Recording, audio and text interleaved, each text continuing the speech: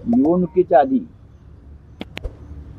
त्यांच्या जाहीरनाम्यात असेल, त्यांच्या जाहीर सभांतून असेल, शेतकऱ्यांना 3 लाखांपर्यंत कर्जमाफीची घोषणा आणि वचन,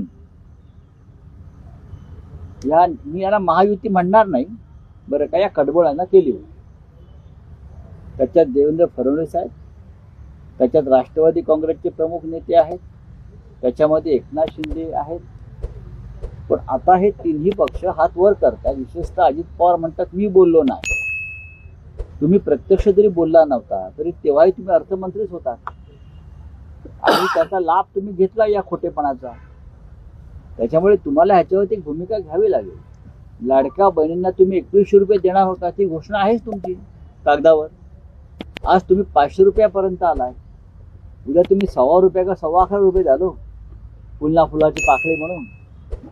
या